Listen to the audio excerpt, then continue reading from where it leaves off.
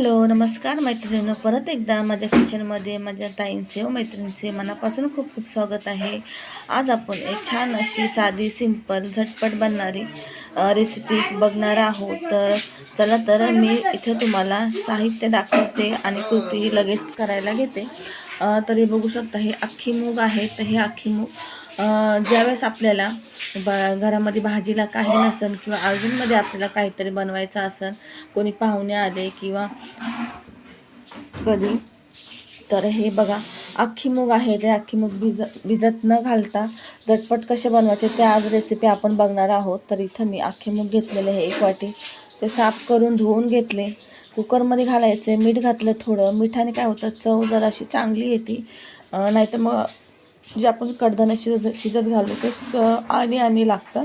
तर थोडंसं चव चांगली त्यामुळे थोडंसं मीठ घालायचं। हळद जरी घातली तरी पण चालते, असं काय नाही की हळद नाही घालायचं, हळद आणि मीठ दोन्ही पण घालायचं। मी फक्त मीठ घालते आणि इथं 5 शिट्ट्या देऊन शिजून घ्यायचं। आणि इथं मसाला काढून घेतला आहे, खोबरं, कांदा, लसूण, जिरे आणि कोथिंबीर। तुमच्या आवडीनुसार तुम्ही मसाला घेऊ शकता, जसं तुम्हाला कालवण करता तसंच प्रत्येक भाजीचं, प्रत्येक आमटी तसंच आपल्याला करायचं आहे। तर कमी जास्त ते आपण बघायचं। हळद घातली, कोथिंबीर घातली, मसाला छान भाजून थंड करून घेतला, वाटून घेतला आहे। हे बघा अख्खी मूग शिजून झाली, 5 शिट्ट्यामध्ये मस्त अशी शिजली। हे तुम्ही असेही खाऊ शकता, फक्त मीठ टाकून, किंवा लहान मुलांनाही देऊ शकता खाण्यासाठी। खूप पौष्टिक असतात कडधान्य।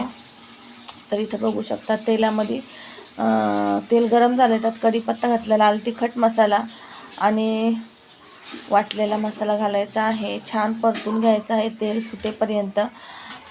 आणि नंतर ह्याच्यामध्ये आपल्याला ही अख्खी मूग आणि पाणी आहे बघा, अख्खी मूगचं शिजवलेलं हे पाणी फेकून नाही द्यायचं। हे पाणीसुद्धा आपल्याला आमटीमध्ये टाकायचं आहे। छान असं मसाला तेल सुटेपर्यंत मसाला परतून घ्यायचा आहे। आता यात घालायचं आहे शिजवलेली अख्खी मूग आणि पाणी आपल्याला गरजेनुसार घालायचं आहे। जेवढं घट्ट पातळ पाहिजे तेवढं घालायचं आहे। मस्त एक मोठी उकळी आली का याच्यामध्ये घालायची आहे कोथिंबीर। आता मी याच्यात मीठ घालते, चवीप्रमाणे मीठ घालायचं। अगोदर थोडंच घालायचं असतं शिजवता वेळेस, आता चवीप्रमाणे घातलेलं आहे। छान एक मोठी उकळी आली की यात घालायची आहे मस्त अशी कोथिंबीर नसेल तर कस्तुरी मेथी घालू शकता, नसेल तरी काही हरकत नाही। खूप छान अशी टेस्टी आणि मस्त अशी आमटी लागते, ही नक्की ट्राय करा। बघू शकता किती मस्त असं कट आलेलं आहे। तर तुम्ही पण बनवून बघा मुगाची आमटी। कशी वाटली आजची रेसिपी नक्की मला कमेंट करून सांगा। असेच रेसिपी ब्लॉग माहिती बघण्यासाठी नक्की चॅनल सबस्क्राईब करा।